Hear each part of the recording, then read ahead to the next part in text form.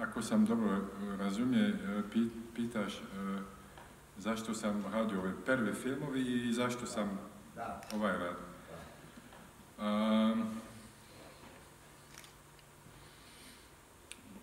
Razlika između moje prve filmovi i taj film je velika. Razlika je da kad sam snimao i Mirni dani u Sarajevo i Neočekivana šetnja, ja sam imao 22 godine, pa onda 25 godine. Moj cilj, moj želju je bio da budem dio odbrana Sarajevo kao umjetnik i da dijelim život i umjetnost sa ljudima koji su ostali u Sarajevo i u Bosnu. Tako da nije bilo važan toliko priča, scenariju za ove filmovi. Bio je važnije da radimo ove filmovi u vrijeme rata. Zato što to je bio nekako, to je bio znak da kultura i život može da nastavi. I bio je jako važan da radimo ove filmovi u usluge koji su bili ratne usluge. Tako da ovi filmovi kao filmovi su bili kao, kako se kaže, resistance. Otpor. To, otpor neki.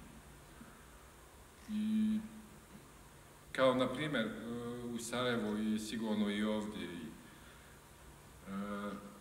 glumci su otišli na scenu bez struja, i to je bio to otpor. I ja kao reditelj, ja sam htio da isto da radimo filmovi. Za ovaj film je nešto, to je drugačije. Puno vrijeme je prošlo i ja, naravno, moj želju je više bio da možda da priča je bila jača u tom filmu, u te mračne noći. Ja sam poznao sam dosta žene u ratu, nisu bili moji partneri, samo ja sam, na primjer, živio u jedan stan, ja sam imao jedna soba u stan gdje je živjela jedna žena koja je radila u bolnice kao sestra i njena borba je bilo inspiracija za taj film i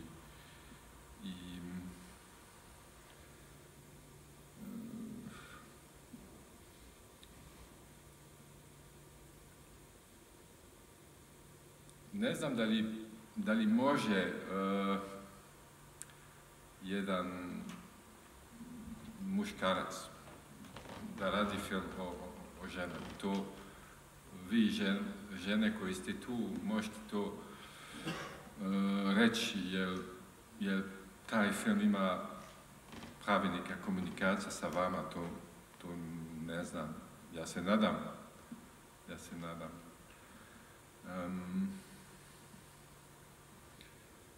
Ja, ono što sam vidio, na primjer, je da kad je počeo rat, da muški su otišli na liniju ili zato što su trebali, zato što su htjeli da idu. Žene su imali neki drugi borbu, oni su nisu samo čuvali djece i kuću, nego po mojem mišljenju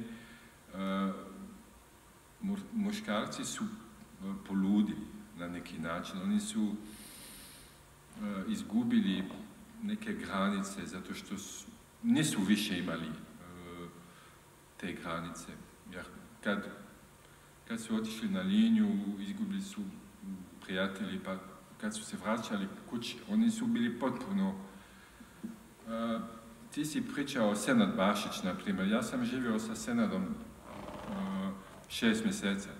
I ja sam vidio kako je taj čovjek u jednom momentu izgubio nešto što je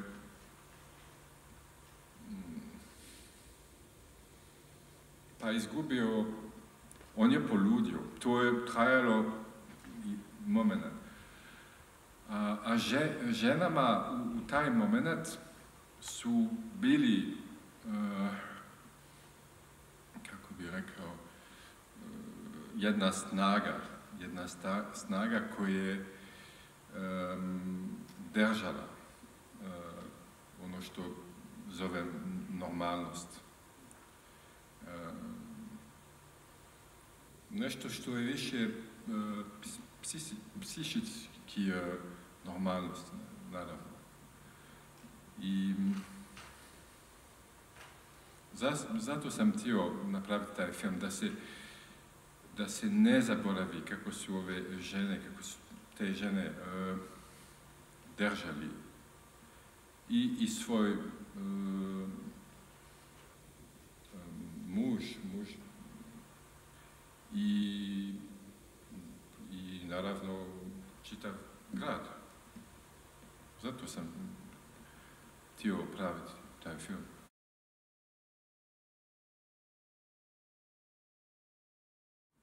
Prva stvar, imam producentska kuća u Francuska koja je producirala moje filmove. Ali što se tiče filmove u Bosna, to je jako komplikovan, zato što sam ja Francuz. To znači da teško je da apliciram i da dobivam novac za film, zato što naš fond za kinematografije pomaže francuski jezik, filmovi koji se snimaju na francuski jezik. Ili imamo jedan fond za strance, na primjer, ako ti hoćeš da pitaš za novac u Francuska, možeš, zato što si iz Bosne, ako imaš kao producent u Francuska. Kad sam htio raditi taj film, nije bio nikakve šans da nađem novac za taj film. Nije bilo. Ali ja sam tada napisao drugi scenarij za jedan kao veliki budžet film i dobio sam novac za pripremanje za taj drugi film. Oko 70.000 eura. Samo da nastavim pisati scenariju i da idem na lokacija. I onda sam mislio da je to glup, stvarno, da uzimam 60.000 sam za sebe, samo da idem na lokacija. Bilo mi je malo, ne znam. Onda sam odlučio da snimam taj film, Te mračne noći, sa, u stvari, novac koji je bilo za neki drugi film. I tako smo snimali film za 20 dana. Svi ljudi su bili, naravno, plaćeni. Nisu bili puno plaćeni, ali svi su im dobili honorar. Što se tiče rad sa glumci ovdje, mi smo se puno pripremili, mi smo vježbali. Maja Jurić je bila tada u Belgiju kad sam zapravo da radim s njom. Radili smo preko Viber i kad je došla ona je bila potpuno spremna. Ono što je jako zanimljivo za mene je da ova nova generacija ko, na primjer, Maja ili Senad Alihodžić, nisu znali rat, nisu imali iskustvo rat. Ali oni su svi imali porodica koji imala iskustvo rat. Tako da oni su mogli bez problema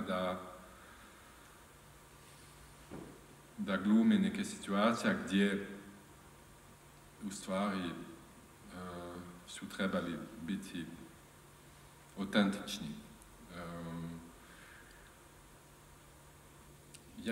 Pošto nismo imali puno novaca, ja sam odmah rekao, nije film o estetika sada, nije stvar da pravimo neke super kadrovi, da stavimo kamera na mašinu, na kran ili nešto. Rekao sam, nećemo izgubiti vrijeme između kadrovi. Glumac je broj 1, glumci broj 1. To znači da ja moram da se fokusiram samo na glumci. I prvi put u život sam rekao, mi ćemo staviti kamera na ramen.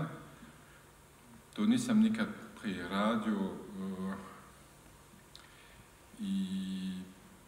i mi ćemo raditi skoro bez svjetla. Skoro bez. To znači, uzeo sam jedan stan gdje se svjetlo okreće. Na primjer, ujutro smo snimali svi scenovi u kuhinju, pa onda smo pratili sunce, da snimamo ove scene u dnevnom boravku. I tako bio sam potpuno fokusiran na glumci. I ja mislim da svaki film ima svoj taktik. Ovo je bio film za glumci. To je bio moj... Ja sam zabrao to.